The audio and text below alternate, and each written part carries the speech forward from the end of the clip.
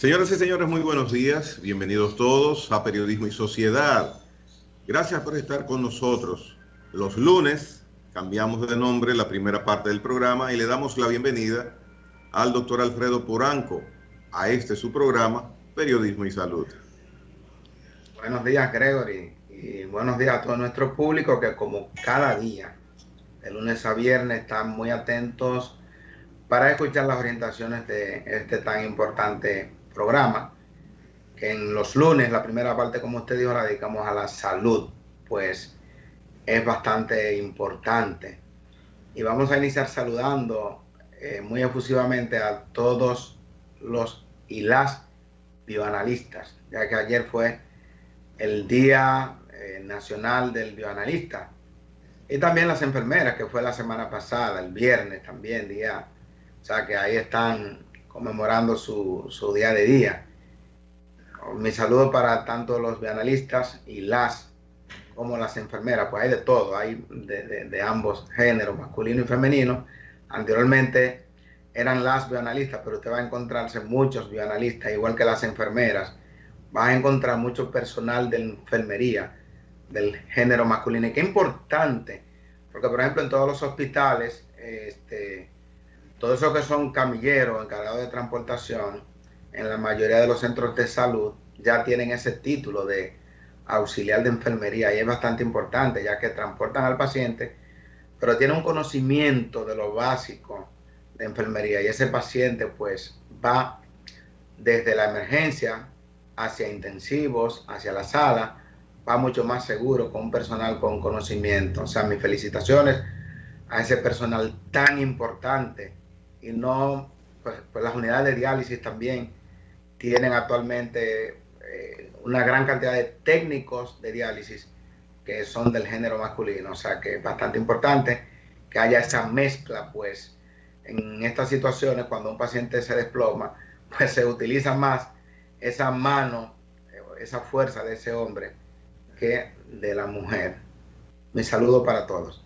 ¿Cómo no? ¿Cómo no? Solidarizo con ese criterio que usted tiene, y verdaderamente los denominados camilleros son una parte fundamental para la estabilidad física del paciente en ese momento tan determinante, cuando un paciente lo trasladan, sea de intensivos a una habitación o de intensivos a un lugar para hacerle un estudio, o de su habitación hasta para la salida del centro médico. Es importante el manejo adecuado y con cuidado de una persona que tiene una situación clínica que muchas veces un movimiento brusco o un movimiento inadecuado puede traerle una complicación que quién sabe.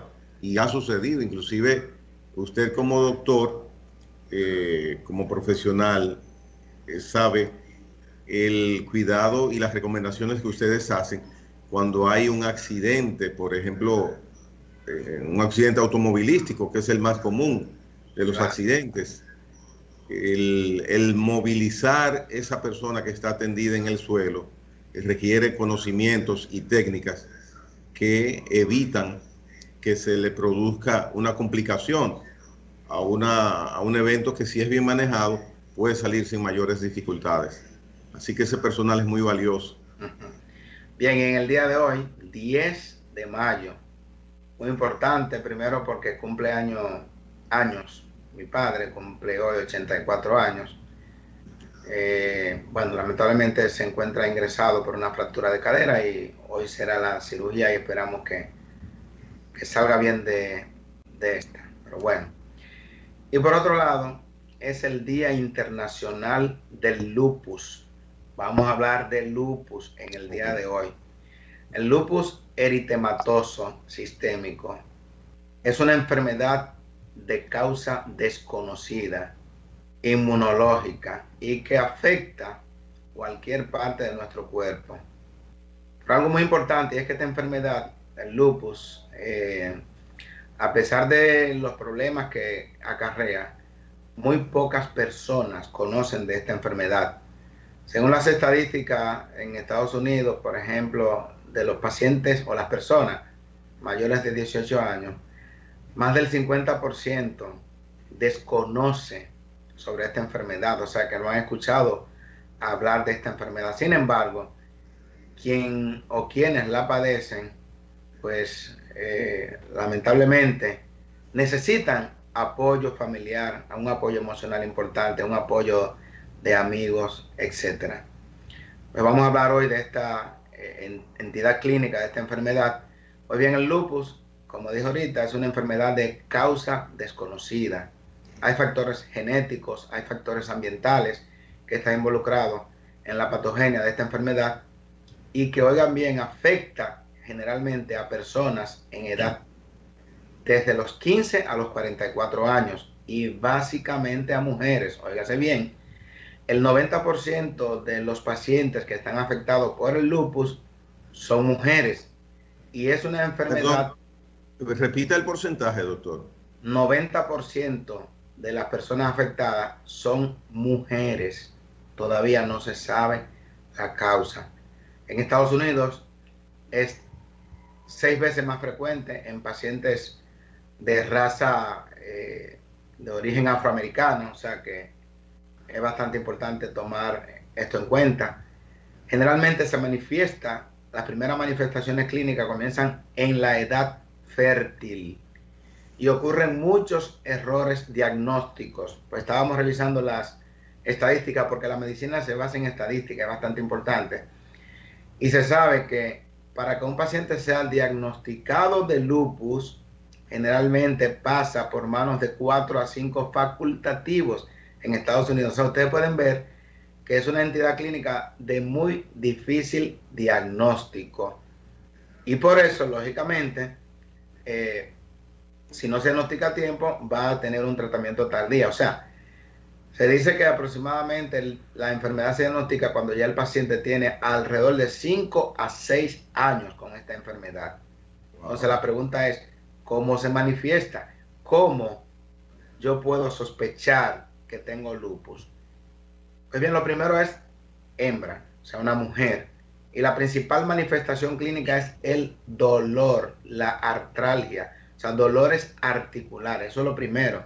Dicen que más del 96% de las mujeres, porque en este caso las mujeres son las que presentan con mayor frecuencia lupus, van a presentar dolores a nivel de las articulaciones, todas las articulaciones, o sea que no hay una articulación que no presente dolor. Presenta dolor muscular generalizado, que eso es lo que se le llama mialgias. Ustedes van a encontrar a esas damas que tienen dolor en el cuello, que tienen dolor en las articulaciones de los brazos, de los dedos, que tienen dolores musculares y no encuentran una causa. Pues posiblemente esa paciente tenga lupus eritematoso sistémico. Otra característica es manchas en la cara, que es lo que se le denomina manchas en alas de mariposa. O sea, esa región de la cara, sobre todo cuando la paciente coge sol, hay mucha sensibilidad al sol y le deja las denominadas manchas en alas de mariposa. Pues tiene manchas aquí en esta parte y en la frente, o sea, como si pareciera las alas de una mariposa. Y por eso, ya esos son los datos que nos pueden indicar que ese paciente o que esa paciente tiene lupus. Otra manifestación bastante importante es que la paciente tiene abortos frecuentes. O sea, esa paciente que tiene dolores articulares, manchas en la cara, fotosensibilidad, o sea, no tolera la luz, la luz solar, esa paciente puede tener el lupus eritematoso sistémico. Es una enfermedad que puede afectar órganos tan importantes como el corazón, los pulmones, puede afectar los riñones. De ahí la importancia de que todo paciente con lupus eritematoso sistémico debe de ser evaluado por un nefrólogo. ¿Por qué? Porque se habla que el 80% de las pacientes que tienen lupus en algún momento de su vida, lo más probable es que hagan una afectación de los riñones, que es lo que se les denomina nefritis lúpica. Wow. O sea que un gran porcentaje de esas pacientes van a requerir tratamiento de diálisis, sobre todo si el diagnóstico de lupus o de nefritis lúpica no se hace a tiempo. ¿Cuáles son las consecuencias, por ejemplo, de daño renal, que es lo que más nos compete a nosotros. El manejo del lupus, recuérdense que la principal sintomatología es el dolor. Por tanto, como tiene dolor, va a tener que utilizar múltiples analgésicos, es decir, calmantes o antiinflamatorios no esteroideos. ¿Qué sucede? Que una paciente con dolores articulares durante un año tomando calmantes todos los días, pues va a tener en algún momento afectación de los riñones. Eso por un lado, o sea, una nefritis, una nefropatía por analgésico o por calmante. Aparte de que el lupus, como es una enfermedad inmunológica, donde hay anticuerpos que van a atacar a tu propio cuerpo, porque entiende que tu cuerpo es un agente extraño. Es como si a ti te trasplantaran un riñón y tu cuerpo lo quiera rechazar. Pues el lupus tiene la característica de que quiere atacar cualquier parte de tu cuerpo, aunque sea siendo tuyo. Ese es el problema del lupus y por eso tiende a dañar los órganos, como dijimos anteriormente, el sistema nervioso central, o sea, que pueden haber incluso hasta meningitis, producto del lupus, puede haber endocarditis, puede haber problemas pulmonares y, como dije anteriormente, problemas renales. O sea, que nosotros debemos de prestarle atención, sobre todo los médicos, el personal médico, cuando una dama llega con dolores articulares y aunque haya sido diagnosticada con artritis reumatoidea o con fibromialgia, porque eso ocurre que muchas veces antes de usted llegar al diagnóstico de lupus, ya esa paciente ha sido diagnosticada con otra enfermedad y cuando se investiga bien y se le hacen algunos análisis a la paciente, vamos a determinar que esa paciente lo que tiene es un lupus eritematoso sistémico. ¿Qué médico es el que directamente atiende las personas una vez se les ha determinado o diagnosticado que padecen lupus?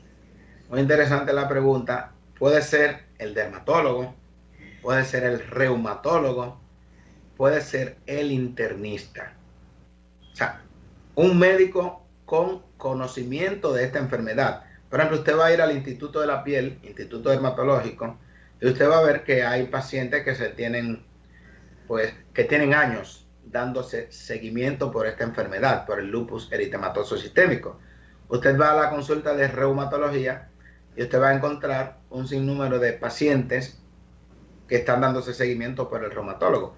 Y muchos internistas que se dedican al estudio o al tratamiento o al manejo de esta enfermedad también pueden tratarla.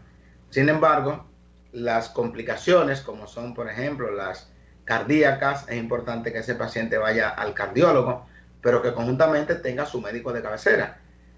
Un paciente con datos de insuficiencia renal o de nefritis lúpica, es importantísimo que vaya al nefrólogo, porque, por ejemplo, si tenemos a una paciente con lupus y siempre que le hacen un examen de orina tiene sangre, o sea, hematuria, sea macro o microscópica, o esa paciente tiene albúmina en la orina, es una paciente que tiene lupus, tiene una enfermedad renal secundaria al lupus, pero esa paciente hay que hacerle una biopsia renal, porque el lupus puede tener lo que se llama una nefritis lúpica, que hay 6 tipos de nefritis lúpica, o sea, no es una sola. O sea, que ese paciente que tiene albúmina, que tiene sangre en la orina, que tiene cilindros, por ejemplo, puede tener cualquiera de las 6 enfermedades o glomerulonefritis lúpica, de las cuales hay 2 que son bastante agresivas, como son la glomerulonefritis proliferativa focal y proliferativa difusa, que podrían llevar a una paciente o a un paciente en sentido general con lupus a requerir tratamiento de diálisis.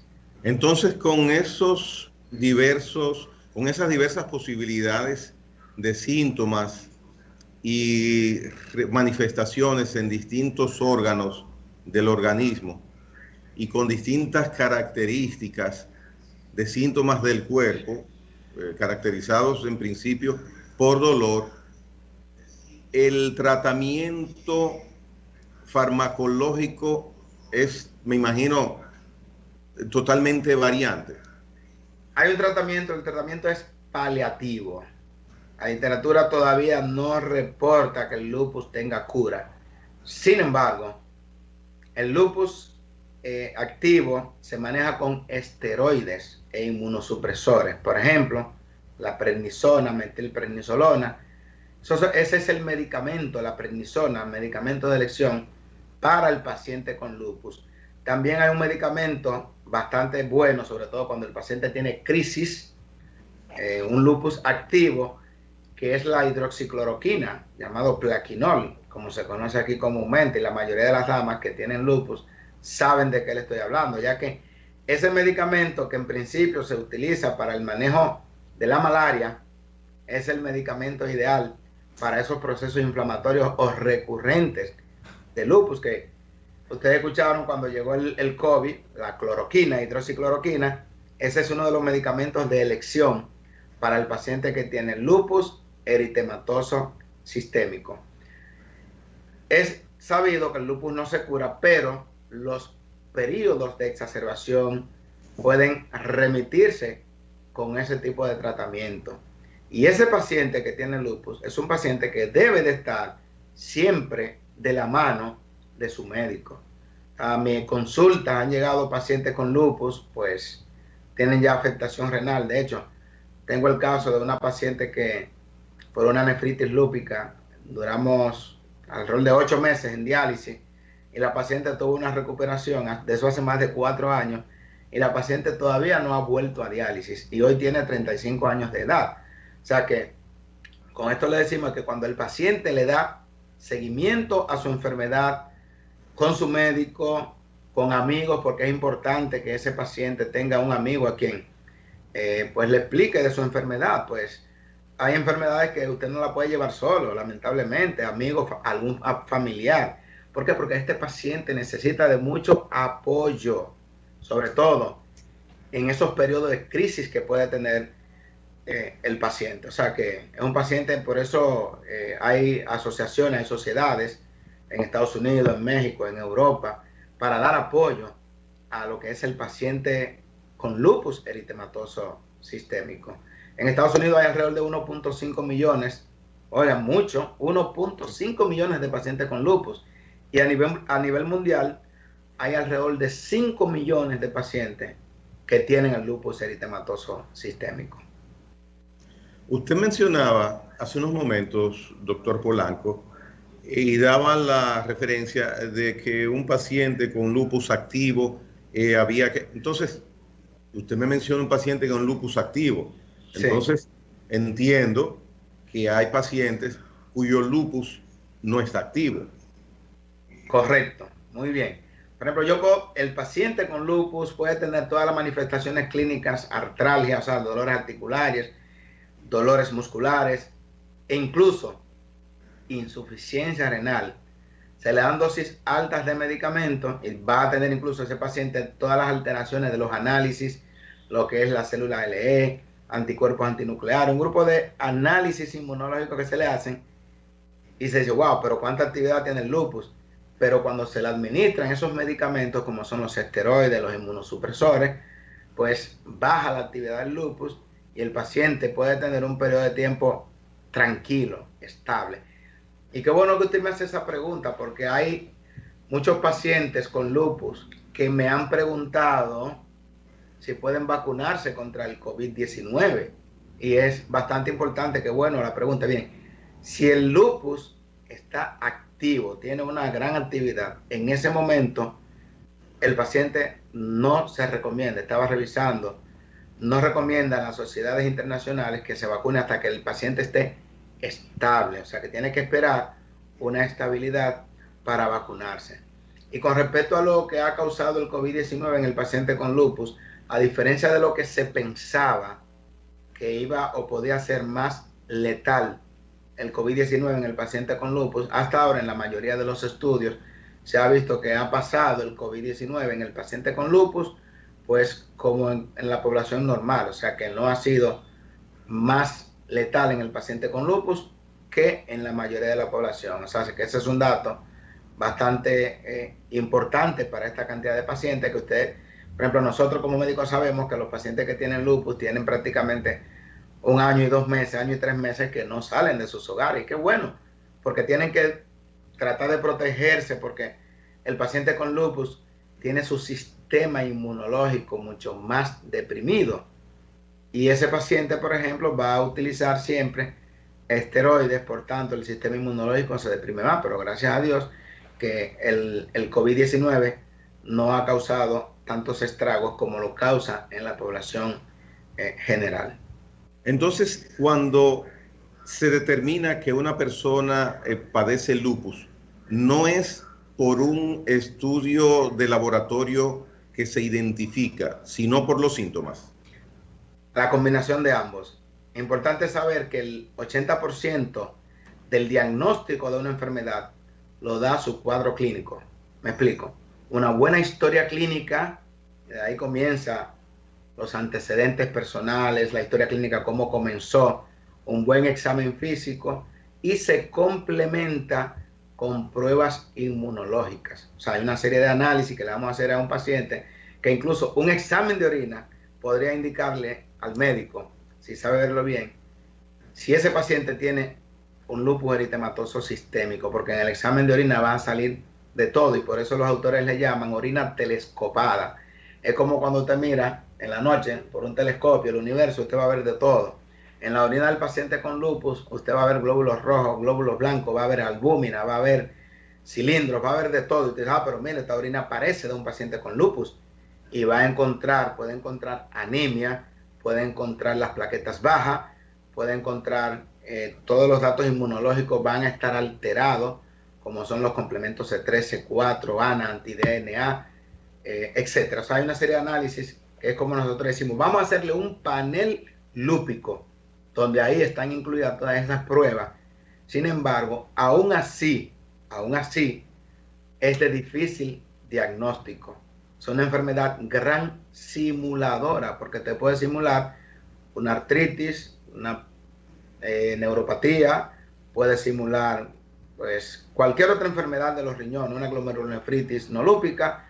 Por eso es que incluso a los pacientes, antes de hacerle un trasplante de riñón, lo primero se le hacen toda la prueba de lupus. No vaya a ser que ese paciente tenga un lupus. ¿Por qué? Porque el paciente que tiene lupus y se trasplanta puede fácilmente hacer un rechazo si el lupus está activo. Porque esa actividad del lupus ataca a cualquier órgano y más si es un órgano que a usted le han trasplantado. ¿Y con qué frecuencia se presenta la inactividad del lupus en las personas que lo padecen? No, el lupus tiene periodo de inactividad. O sea, es un sube y baja.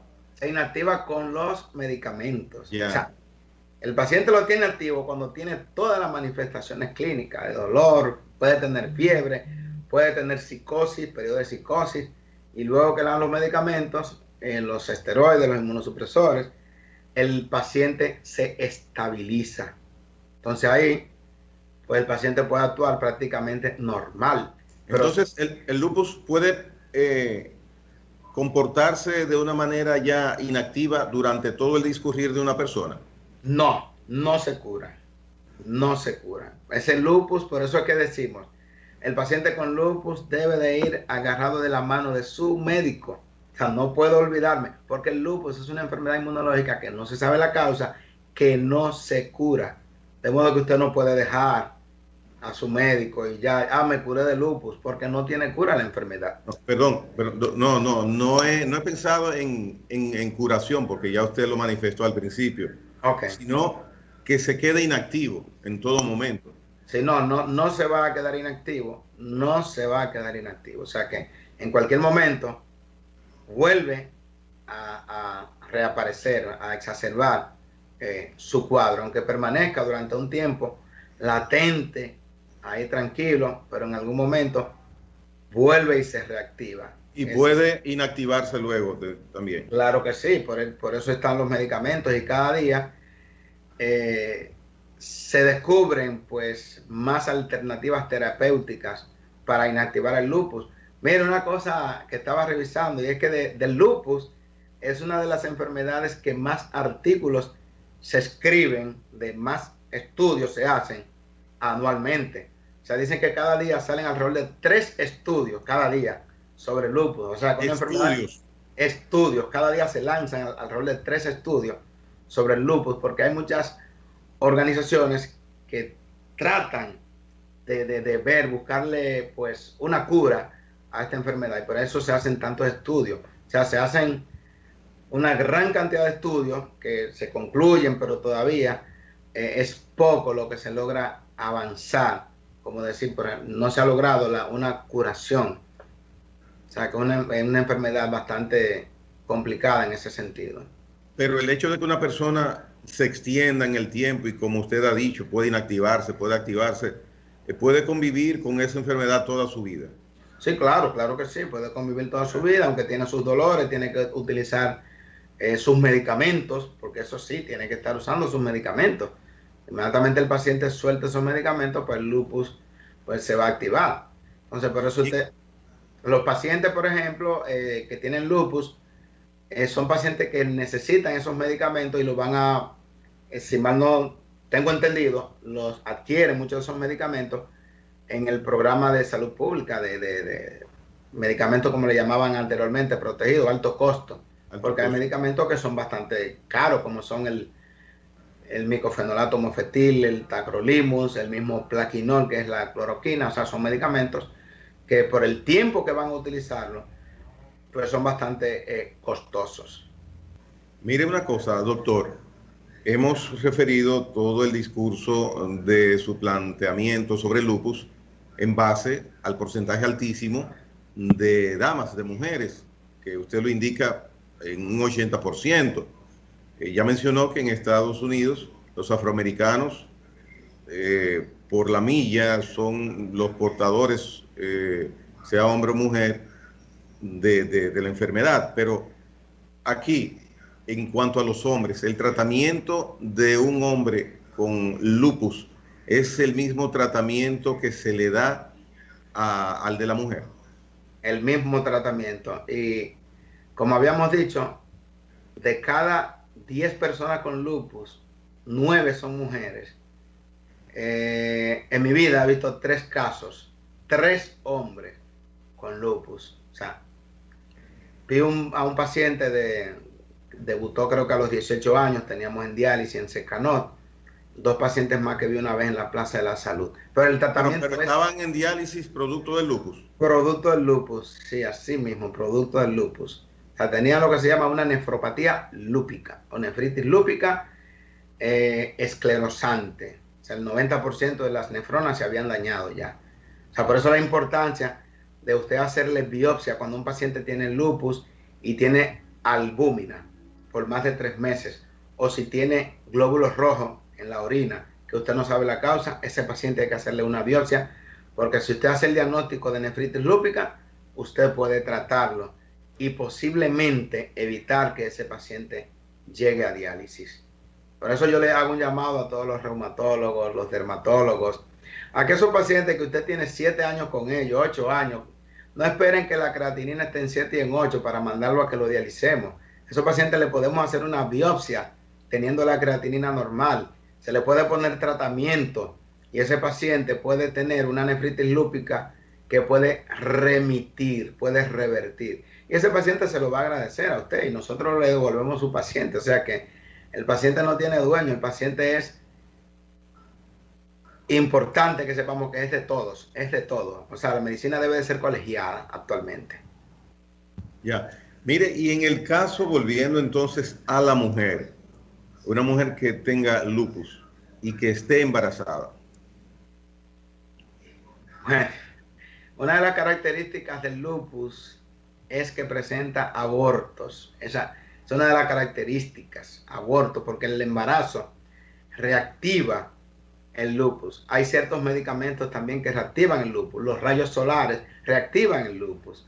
Entonces, por eso sí debe de tomarse en cuenta eso. O sea, que una mujer con lupus, lo ideal es evitarlo o coordinar con su médico, porque es un paciente que está constantemente usando medicamentos y el médico debe de advertirle a esa paciente sobre los riesgos de un embarazo. Incluso Muchas pacientes se le hace el diagnóstico de lupus cuando tienen una historia de abortos a repetición, aborto, aborto.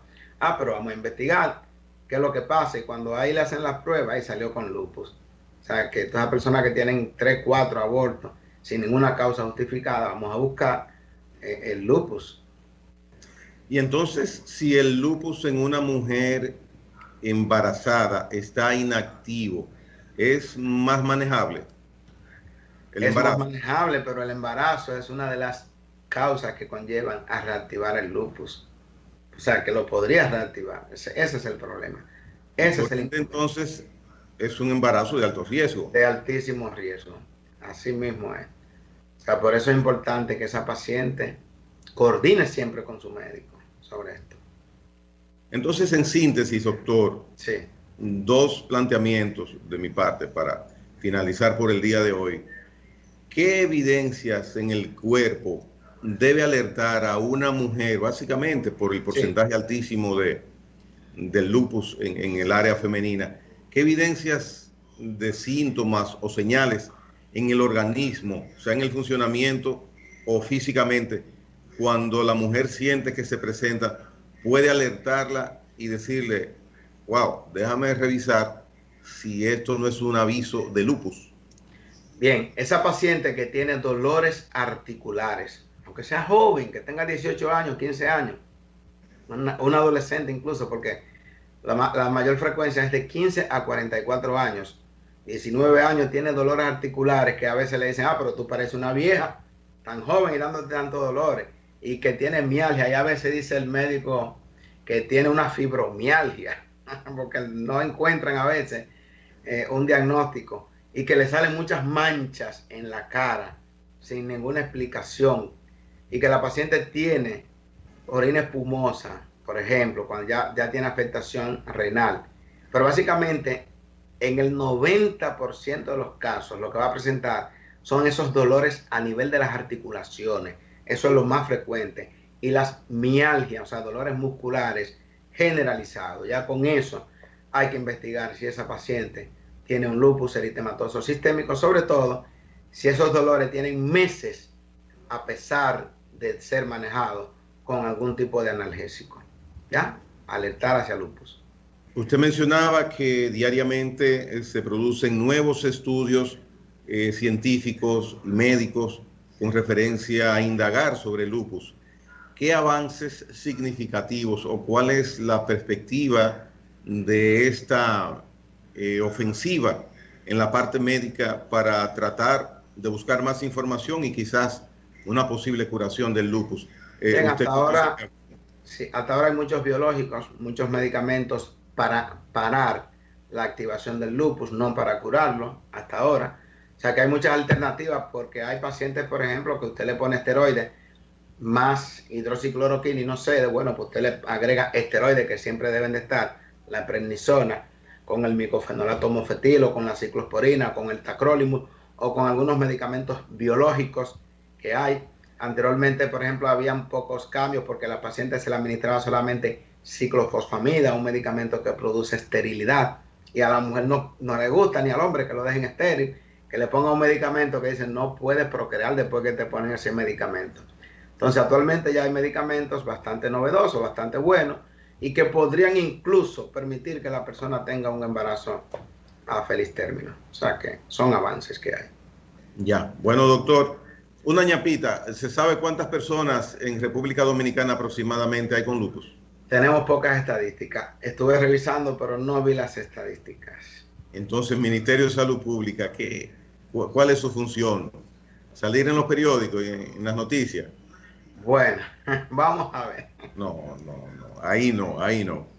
Bueno, doctor, gracias, doctor Alfredo Polanco, por esta interesantísima explicación sobre el lupus, una enfermedad que, como vemos, tiene origen desconocido, pero que afecta bastante, sobre todo a las mujeres, y con síntomas nada agradables. Interesantísimo, doctor Polanco, como siempre, todas las cátedras que usted nos da a nosotros, los civiles en la medicina.